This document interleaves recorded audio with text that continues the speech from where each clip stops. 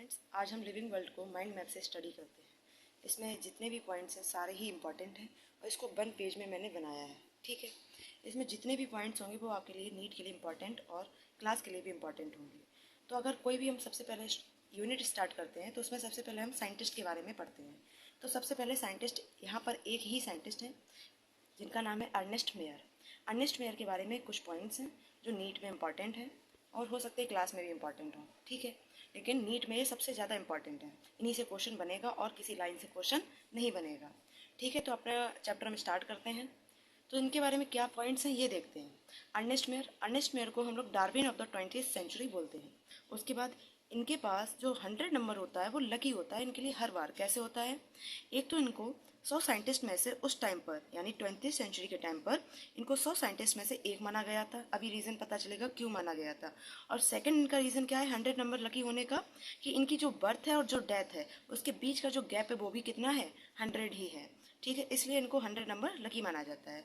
उसके बाद इनका जो 100 greatest scientist of all time, मतलब 100 साइंटिस्ट में से इनकी ही जो बायोलॉजिकल कॉन्सेप्ट ऑफ स्पीसीज थी, यानी कि स्पीसीज के ऊपर इन्होंने जो इस डेफिनेशन दी थी वो 100 साइंटिस्ट ने भी दी होगी, लेकिन इन्हीं की जो स्पीसीज की जो डेफिनेशन थी वो सबसे सही मानी गई है।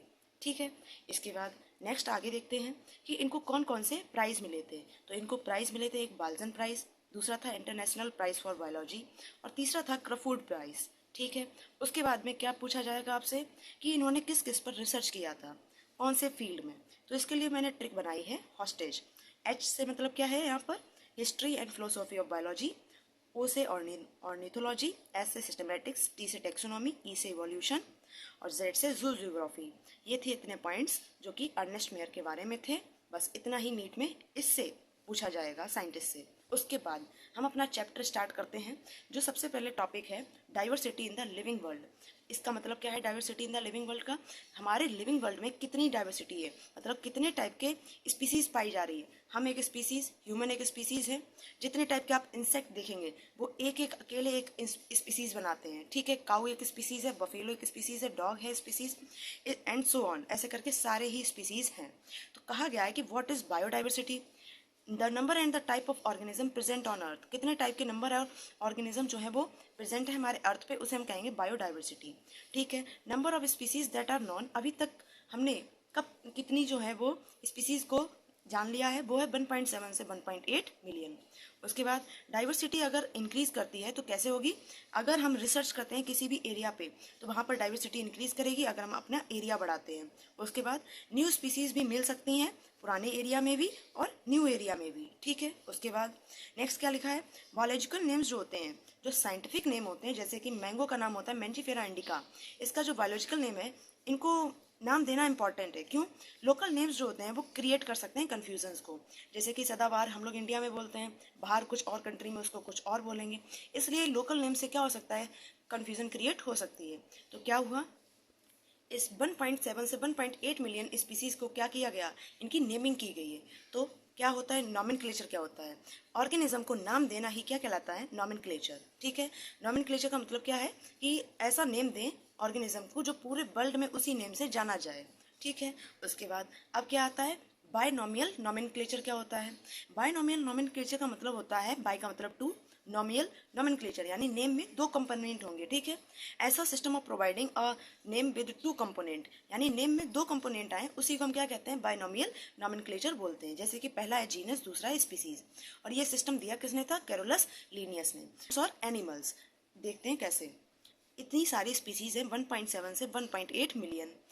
अब सभी को एक एक पढ़ना बहुत ही मुश्किल होगा, तो हम लोग क्या करते हैं कि इंस्टीट्यूट बना देते हैं, प्लांट्स का अलग, एनिमल्स का अलग।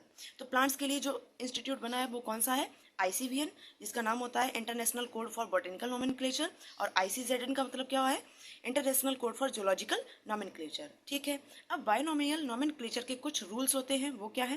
पहला इसका रूल है कि अगर हम नाम लिख रहे हैं तो पहला वर्ड जीनस को बताएगा, जो कि उसका पहला वर्ड हमें कैसे कैपिटल में लिखना है। ठीक। और सेकंड वर्ड जो है वो स्पीसीज को बताता है, जिसका हमें सेकंड वर्ड किसका लिखना है, स्मॉल में। ठीक है। उसके बाद अगर हम इनको प्रिंट करा रहे हैं, इन नेम्स को अगर हम प्रिंट करा रहे हैं तो इटैलिक्स में कराएंगे, अगर हाथ से लिख रहे हैं तो हम सेपरेटली अंडरलाइन करेंगे जीनस को और स्पीसीज को। उसके बाद नेम्स जो होते हैं, ये जो भी लैंग्वेज आई है मैंजीफेरा इंडिका लिन, ये कौन सी लैंग्वेज से लिखा गया है, लैटिन लैंग्वेज से। ठीक है। उसके बाद नेम जो होते हैं उसके पास दो कंपोनेंट होते हैं, पहला बताता है जीनस को, दूसरा बताता है स्पीसीज को।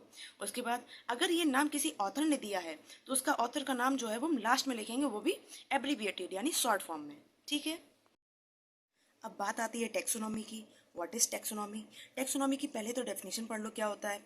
The branch of science that deals with the classification of organism, यानी ऑर्गेनिज्म को क्लासीफाई करना, ये क्या कहलाता है, टेक्सोनॉमी कहलाता है। ऐसे ही क्लासीफाई नहीं कर सकते हैं किसी भी ऑर्गेनिज्म को।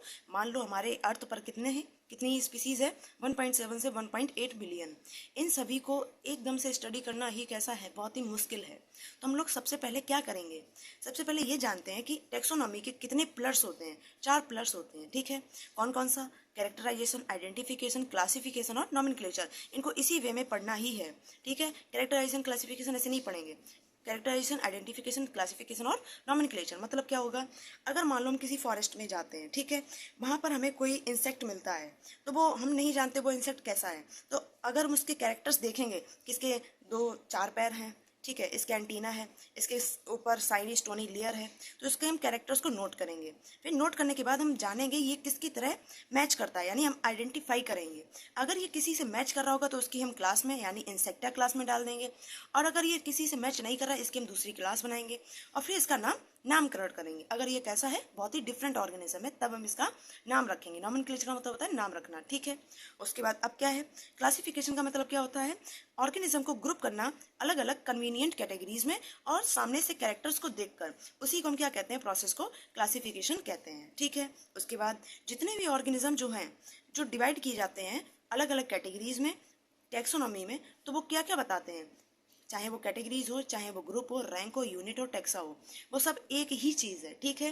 टेक्सोनॉमी में वो सारी एक ही चीज़ है। अभी आगे पढ़ेंगे कि ये टेक्सोनॉमी, ग्रुप, कैटेगरी, रैंक, ये सब है क्या, यही है सब। Kingdom, phylum, class, order, family, genus, species, ये सब क्या है, ये सब ग्रुप है, टेक्सा है, स्टेप है, रैंक है, यूनिट है। ठीक है। उसके बाद अब आते हैं हम मॉडर्न टेक्सोनॉमी। ये थी ओल्ड टेक्सोनॉमी, अब ये मॉडर्न टेक्सोनॉमी। मॉडर्न टेक्सोनॉमी का मतलब क्या होता है, मॉडर्न टेक्सोनॉमी में हम लोग क्या करते हैं, बाहर का स्ट्रक्चर, अंदर का स्ट्रक्चर पढ़ेंगे, सेल का स्ट्रक्चर पढ़ेंगे किसी भी ऑर्गेनिज्म का, उसके हम डेवलपमेंट प्रोसेस देखेंगे। डेवलपमेंट प्रोसेस का मतलब होता है कि कैसा डेवलपमेंट हो रहा है, उसका डायरेक्ट डेवलपमेंट हो रहा है या इनडायरेक्ट डेवलपमेंट हो रहा है। ठीक है। और इकोलॉजिकल इन्फॉर्मेशन को भी पढ़ेंगे, यानी कौन सी वो इकोलॉजी में रहता है। ठीक है। ये होती है मॉडर्न टेक्सोनॉमी। अब आते हैं हम सिस्टमैटिक्स पे। What is systematics? सिस्टमैटिक्स का मतलब होता है सिस्टमैटिक अरेंजमेंट करना ऑर्गेनिज्म को, उसे हम कहते हैं सिस्टमैटिक। कैसे हो पाएगा, पहले तो हम टेक्सोनॉमी से कैसे, पहले उसको कैरेक्टर्स को नोट करेंगे, आइडेंटिफाई करेंगे, क्लासीफाई करेंगे और उसका नामकरण करेंगे, तो टेक्सोनॉमी हो गया। साथ में उसके हम लोग इवोल्यूशनरी रिलेशनशिप को भी देखेंगे, मतलब पूर्वज से वो कितना मैच कर रहा है, तो ये भी हम स्टडी करेंगे। तो ये सब क्या कहलाता है, सिस्टमेटिक्स कहलाता है। उसके बाद अब आते हैं कि सिस्टमेटिक्स से रिलेटेड एक सिस्टेमा नेचुरे बुक है, जो कि किसने दी थी, कैरोलस लीनियस ने दी थी। ठीक है। उसके बाद अब आते हैं हम टेक्सोनॉमिक कैटेगरीज। आखिर ये टेक्सोनॉमिक कैटेगरीज होती क्या है। ठीक है। तो देखो टेक्सोनॉमिक कैटेगरीज पहले तो जान लो, नहीं जानते हो कोई बात नहीं, डायरेक्ट याद करो। टेक्सोनॉमिक कैटेगरीज कितनी होती हैं, 7 टेक्सोनॉमिक कैटेगरीज होती हैं। ठीक है। जितनी भी कैटेगरीज जो हैं इनको मिला के हम क्या कहते हैं, टेक्सोनॉमिक हायरार्की कहते हैं। यानी 7 टेक्सोनॉमी को अगर हम मिला देंगे, टेक्सोनॉमिक कैटेगरीज को मिला देंगे तो हम क्या कहेंगे, उसको टेक्सोनॉमिक हायरार्की कहेंगे। उसके बाद क्या लिखा है, देखो, all groups of organism occupy a particular category. जितने भी ग्रुप के ऑर्गेनिज्म हैं उनको सभी को एक पर्टिकुलर कैटेगरी में रखा गया है। जैसे मान लो ये है category, kingdom, phylum, class, order, family, genus, species, ये सब क्या है, ये सब एक ऑर्गेनिजम्स के ग्रुप हैं इसके अंदर, लेकिन इनको एक पर्टिकुलर कैटेगरी में रखा गया है। इसीलिए इन सभी को क्या कहेंगे, इसको भी टैक्सा, इसको भी टैक्सा, इसको भी टैक्सा, इसको भी टैक्सा, इसको भी टैक्सा, सभी को टैक्सा कह सकते हैं। ठीक है। क्योंकि ये खुद में ही क्या है, टैक्सा ही है। और ये ऊपर क्या लिखा है, ये टेक्सोनॉमिक कैटेगरीज हैं। ठीक है। उसके बाद अब आते हैं इसके ऊपर, देखो क्या लिखा है। अब आ जाओ टेक्सोनॉमिक कैटेगरीज कितने टाइप्स की होती हैं। टेक्सोनॉमिक कैटेगरीज जो हैं वो 7 टाइप्स की होती हैं। इसकी ट्रिक है याद करने की, keep pot clean otherwise family got sick. ठीक है। मतलब क्या है, कीप से क्या हो जाएगा, kingdom, phylum, class, order, family, genus, species. ठीक है, तो सबसे पहले हम लोग लोएस्ट से पढ़ते हैं और हाईएस्ट तक जाते हैं। ठीक है, तो लोएस्ट वाला देखते हैं क्या है। स्पीसीज का मतलब क्या होता है। स्पीसीज एक सबसे बेसिक यूनिट ऑफ क्लासिफिकेशन होती है। लोएस्ट कैटेगरी है क्योंकि ये सबसे लास्ट में आती है टैक्सोनॉमिक कैटेगरीज के बीच में। उसके बाद इसमें मैक्सिमम कॉमन कैरेक्टर्स होते हैं। अभी एग्जांपल जब पढ़ेंगे तब इससे सारा समझ में आ जाएगा कि मैक्सिमम कॉमन कैरेक्टरिस्टिक कैसे हैं। ठीक, उसके बाद इसकी डेफिनेशन क्या है। ये डेफिनेशन जो थी वो किसने दी थी, अर्नेस्ट मेयर ने। इसीलिए उनको 100 साइंटिस्ट में से एक माना गया था उस टाइम पर, यानी 20वीं सेंचुरी के टाइम पर। ठीक है, तो देखते हैं स्पीसीज क्या है। इस स्पीसीज का मतलब क्या बताया। ये होता है कि ये पहली बात, ये डेफिनेशन अर्नेस्ट मेयर ने दी थी। ठीक है, उसके बाद इसका मतलब क्या होता है कि दो अलग अलग टाइप की स्पीसीज होना, यानी एक ही स्पीसीज के दो इंडिविजुअल होना, एक मेल और एक फीमेल, दोनों ही जो कैसे हों, कैपेबल हों कि इंटरब्रीड कर सके आपस में और एक प्रोड्यूस कर सके फर्टाइल ऑफस्प्रिंग। इसी को हम क्या कहते हैं, स्पीसीज कहते हैं। उसके बाद अब आता है जीनस। जीनस की डेफिनेशन क्या होगी, ग्रुप ऑफ रिलेटेड स्पीसीज, यानी रिलेटेड स्पीसीज के ग्रुप को क्या कहेंगे, जीनस कहेंगे। उसके बाद फैमिली क्या होता है, फैमिली में क्या होगा, ग्रुप ऑफ जीनस को हम फैमिली कहेंगे, ग्रुप ऑफ फैमिली को हम ऑर्डर कहेंगे, ग्रुप ऑफ ऑर्डर को हम क्लास कहेंगे, ग्रुप ऑफ क्लास को हम फाइलम कहेंगे या डिवीजन कहेंगे, और ग्रुप ऑफ फाइलम या डिवीजन को हम किंगडम कहेंगे। ठीक है, तो इसके बारे में कुछ पॉइंट्स हैं जो एक्सेप्शन टाइप के होते हैं। ठीक है, एनसीईआरटी में हम नहीं देख पाते हैं, जो इस माइंड मैप में लिखा है आपके। ठीक है, तो देखिए क्या लिखा है। सबसे पहले कहा गया है कि यहाँ से चलेंगे तो इसमें सबसे ज़्यादा कॉमन कैरेक्टरिस्टिक्स पाई जाएंगी। उसके बाद यानी यहाँ पर जितने भी एनिमल्स होंगे वो सब आपस में सिमिलर कैरेक्टर्स शो कर रहे होंगे। ठीक है, अभी पढ़ते हैं जस्ट इसके एग्जाम्पल्स पर। ठीक है, अब उसके बाद क्या लिखा है, जीनस में क्या आएगा, ये सारे स्पीसीज के आएंगे, फैमिली में सारी जीनस आ जाएंगी। अब फैमिली क्या है, family are categorised on the basis of vegetative and productive characters both. ये एक लाइन लिखी है जो नीट में पूछी जा सकती है कि फैमिलीज किस कैरेक्टर्स के ऊपर बेस्ड हैं, वेजिटेटिव या रिप्रोडक्टिव, ऐसे करके ऑप्शन बन सकता है, तो इसको डायरेक्टली याद कर लें। ठीक है, उसके बाद अगर हम ऑर्डर तक पहुंचेंगे, यानी स्पीसीज, जीनस, फैमिली, फिर हम ऑर्डर पे पहुंचे तो यहाँ पर सिमिलर कैरेक्टर्स जो होंगे वो कम होते जाएंगे, और जैसे जैसे हम लोग ऊपर जाएंगे, यानी ऊपर का मतलब है स्पीसीज से किंगडम तक जाएंगे, तो जो सिमिलर कैरेक्टर्स हैं वो कैसे होते जाएंगे, कम होते जाएंगे। जितना ज़्यादा लोअर टैक्सा होगा उतने ही ज़्यादा कॉमन कैरेक्टरिस्टिक्स होंगे। उसके बाद किंगडम क्या है, किंगडम में क्या होगा, ये पहली तो हाईएस्ट कैटेगरी है, उसके बाद इसमें बहुत ही कम कॉमन कैरेक्टरिस्टिक मिलेंगे। अगर हम किंगडम का देखें और स्पीसीज का देखें तो दोनों में हमें कोई रिलेशन नहीं पता चलेगा, क्योंकि ये कैसी है, ये एक हाईएस्ट कैटेगरी है और ये एक लोएस्ट कैटेगरी है। ठीक है, अब आते हैं इस पर, देखिए एग्जाम्पल से देखते हैं। एक हम एनिमल का एग्जाम्पल देखते हैं, एक हम प्लांट का एग्जाम्पल देखते हैं। सबसे पहले हम एनिमल्स का, जैसे कि एक पैंथेरा स्पीसीज होती है। ठीक है, पैंथेरा में कौन कौन आता है, पैंथेरा लियो होता है, पैंथेरा पार्डस होता है, पैंथेरा टिग्रिस होता है। पैंथेरा लियो का मतलब लॉयन, पार्डस का मतलब लियोपार्ड, और टिग्रिस का मतलब होता है टाइगर। ठीक है, टिग्रिस का मतलब क्या होता है, टाइगर। ठीक है, उसके बाद अब देखो क्या लिखा है। अब ये सारे ही किसमें, लॉयन, टाइगर, ये लियोपार्ड, ये आपस में कैसे हैं, रिलेशन में हैं, ये सब सिमिलर हैं।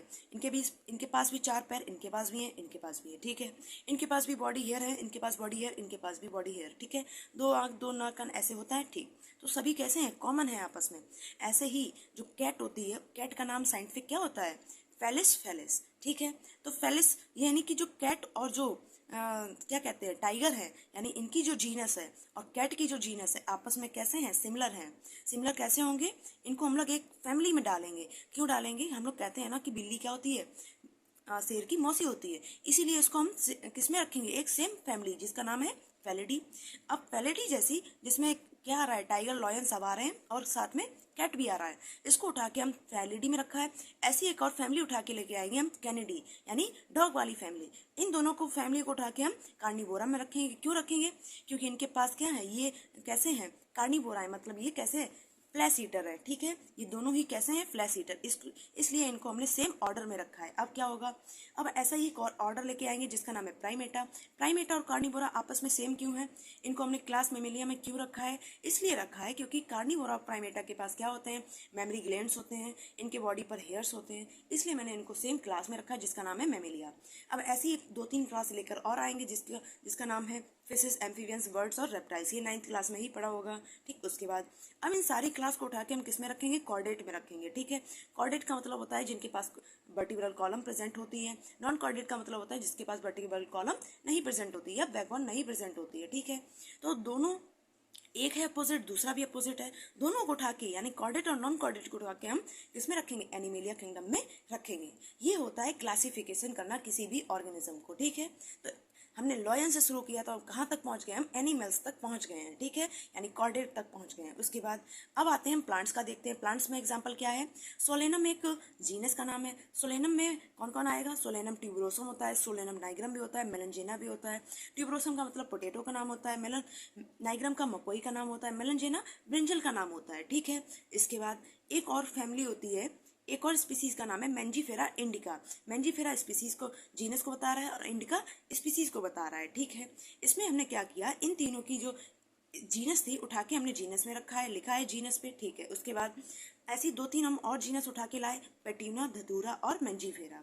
ठीक, तीनों को उठा के हमने इन 3 सेब को किस में रखा है, सोलेनेसी में। ठीक, उसके बाद और मैंजीफेरा किस में आएगा, एनाकार्डेसी में, एनाकार्डेसी में। ठीक है, सोलेनेसी और कन्वोलेसी को मैंने एक और फैमिली ली, सोलेनेसी और कन्वोलेसी, इनको उठा के मैंने सेम किसमें ऑर्डर में रखा जिसका नाम था पॉलीमोनियल्स। ठीक, एनाकार्डेसी किस ऑर्डर में आता है पूछा जाएगा, सेपेंडल्स में आता है। ठीक है, उसके बाद पॉलीमोनियल्स और सेपेंडल्स ये किस में आ जाएंगे, डाइकॉट में। डाइकॉट का मतलब होता है ऐसा सीड जिसके 2 टुकड़े हो जाए उसे कहते हैं डाइकॉट। ऐसा सीड जिसके 2 टुकड़े ना हो उसे कहते हैं मोनोकॉट। जैसे कि एग्जांपल में मैंगो, उसके 2 टुकड़े हो सकते हैं। मोनोकॉट में राइस बीट हो जाएगा। ठीक, उसके बाद डाइकॉट और मोनोकॉट 2 सेम कैसे हैं, क्लास हैं, इनको उठा के हम सेम किस में रखेंगे, फाइलम में। जैसे कि एंजियोस्पर्म, एंजियोस्पर्म हमने फाइलम पढ़े थे, एल्गी, ब्रायोफाइट, टेरिडोफाइट, ये हम प्लांट किंगडम में पढ़ेंगे। ठीक है, तो एंजियोस्पर्म में रखेंगे और साथ में ऐसे हमने 2-3 फाइलम और उठा के लाए, जिम्नोस्पर्म, ब्रायोफाइट, टेरिडोफाइट, एल्गी, इन सभी को उठा के, ये सारे क्या है, ये सारे प्लांट है। इसके लिए हमने इसको किस में रखा है, प्लांट्स में रखा है। यहाँ पर हमारा माइंड मैप खत्म होता है। ठीक है,